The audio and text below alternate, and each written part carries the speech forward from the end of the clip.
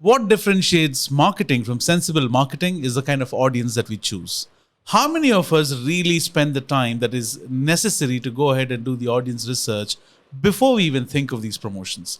We're always in a hurry. We're always to launch that next campaign. We're always ready in a hurry to make the post, to record the video, to let things out even before we have figured out what audiences or what attributes of the audience are we looking at or we should be looking at. There are a list of several tools, but there always have been a lot of tools. You talk about Facebook Insights, there were Audience Insights tool, there were Google Research, there was Google Trends. You could do a lot of this research, but they all come from specific dimensions. We are going to talk about one such tool which pulls in data and signals about your audiences across 12 or more social media channels and gives you everything that you need to know about your audiences. I am not talking about a paid tool. I am not doing this as a sponsored post, but I found this tool really fascinating and I thought this would be a good time for me to go ahead and take you through the entire journey of figuring out everything about your audiences, from what they consume, from what they're looking at, from what bios do they have, what words do they have in their bio, what hashtags are they following, what YouTube videos they're watching. Believe me, you will have everything that you have to know about your audiences as a part of using this tool. Let's get started without any delay, and we are talking about SparkToro. Welcome to Marketing Think Tank. My name is Casey. Let's get started. All right, so what you see on your screen is SparkToro. We don't want to rush through things, do we? What we would be looking at is try and understand what this tool talks about on the website even before we go ahead and figure it out. I am going to do this together with you, and here we are on the website of SparkToro, and it says SparkToro shows who your audience is, what they talk about, and where to reach them. Reach your customers in places they already pay attention. Look at the websites they're interested in, look at what social accounts they follow, what podcasts they're interested in, what PR articles they're reading, and more. You could try this for free, and it is a Chrome extension, and it solves problems like spotting trends before they're mainstream. Now, this is really important because you need to pay attention to your audiences even before you launch your marketing campaigns, and you need to look at things before, you need to understand things even before you launch your campaigns, discovering content gaps, and a lot of things that they highlight. Identifying ideal co-marketing partners, look for founders and creators, helps market researchers spotting trends before they're mainstream. So basically, if you know certain aspects or certain attributes about your audiences, your marketing campaigns can be very effective. As I said, what separates marketing campaigns from sensible marketing campaigns is what research you put into in analyzing your audiences. You got the audiences wrong, everything else goes down the drain. On that note, let's see what else does this tool promise. Let's go and see how it works. So how it works is it looks at demographics of people, behaviors, and text data, where it talks about how they describe themselves. When they say they talk about the audiences, what hashtags the audience uses, what language do they use in their posts, what they talk about, what they read, what they watch, what they listen to, and what they follow. What kind of demographics do they represent. It puts all the crucial information about any online audiences at your fingertips. I think this is enough introduction for us to go ahead and start looking at what this tool offers. It looks at data from 12 social networks. It understands your audiences. You get actionable data on what is influencing people already so that you can tailor make your campaigns better, what hashtag trends people are looking at, what data that they're following, what influential content they're looking at, what attributes do they have in their bios, and what demographics do they constitute. That's about it. And there's one piece of information that I really wanted to bring to your notice, which is it crawls the public profiles, it anonymizes and aggregates the whole data, which means you will not get to know what the profiles are, who the profile belongs to, but you'll only get the essential elements of all the essential data that you wanted, and then it analyzes the behavioral demographics of the people. Now, get structured data for audiences faster than ever. Set your marketing priorities. That's about it. Accurate, uncomplicated data, blah, blah, blah. All right. So let's get started. Let's go ahead and sign up for a free trial. I think you have 50 queries before you can go pro, which means 50 searches a month is something that you can go ahead and use. Single user only, sampling of results only, single list and social contact data. Then you have 250 searches for $50 a month plan. You have 50 social results shown. Obviously, you will get more information in terms of demographics, unlimited list building. But I wanted to look at how this tool works even before what the pro or what the premium plans offer. So let's get started without any delay. And here we are trying it for free. All right, so I'm just going to register with Google to keep it easy and simple, not to waste much time of yours.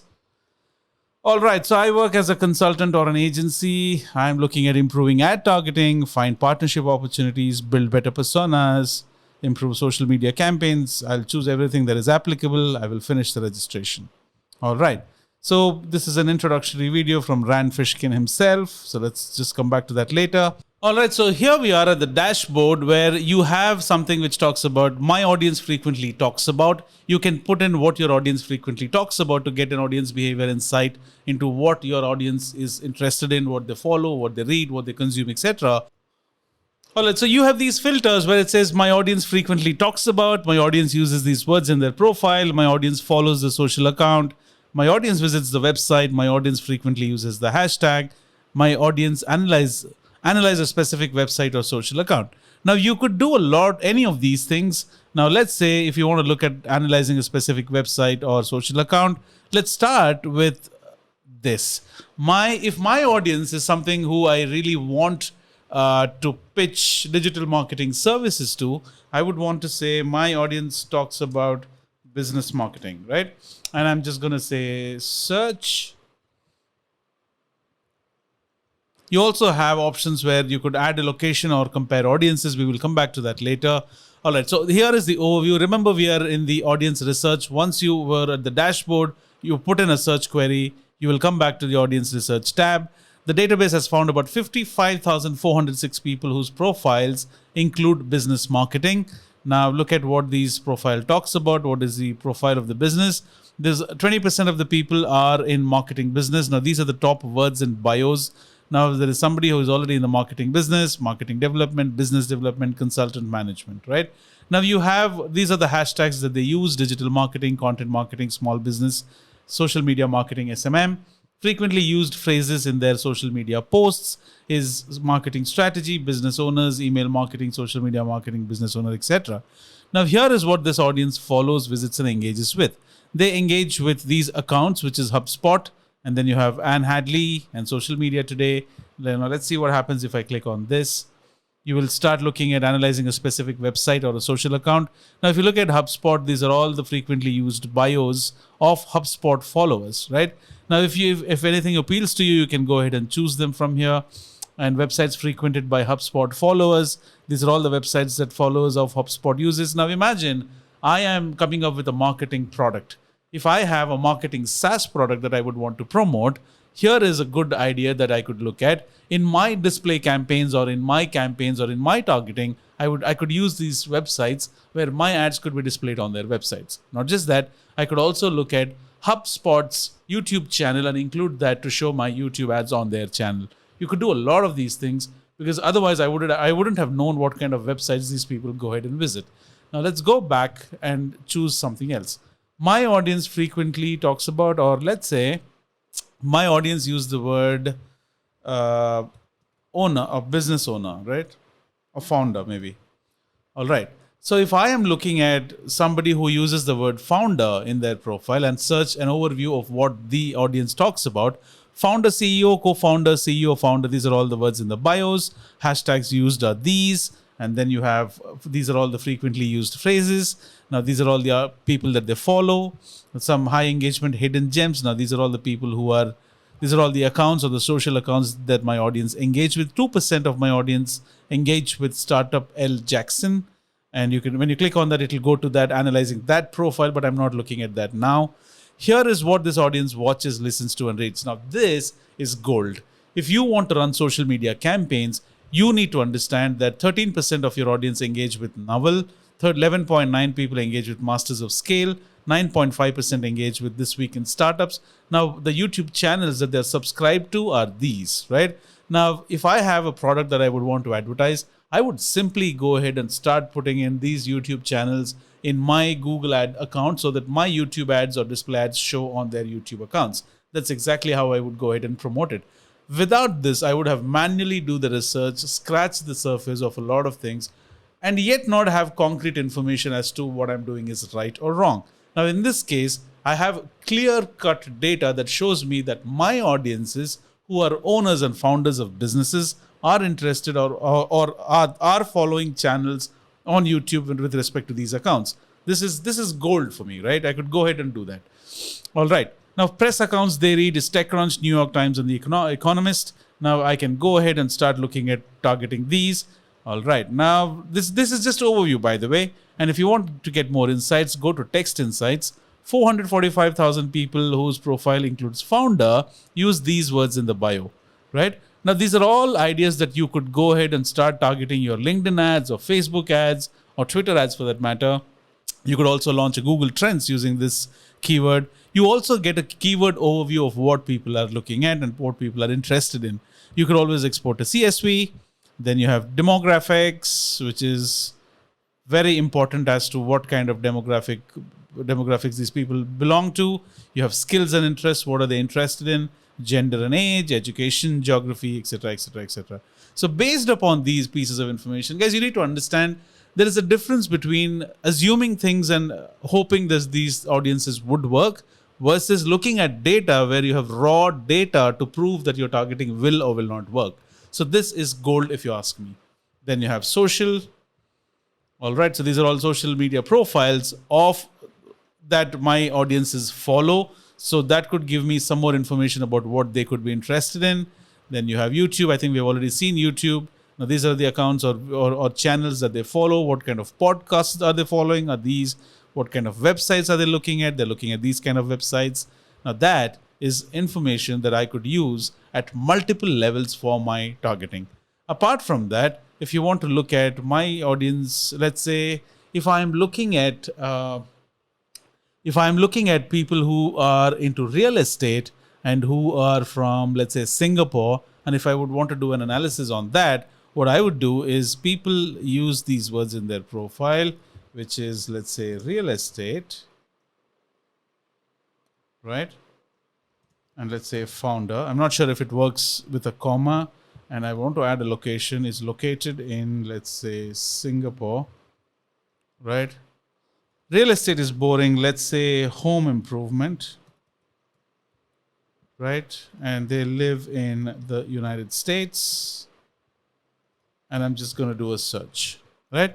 Now, my audience, any audiences that I have that I'm trying to target, this is a relatively smaller database, but a niche audiences. So these people are looking at services, remodeling, improvements, improving projects. Hashtags that they're using are these.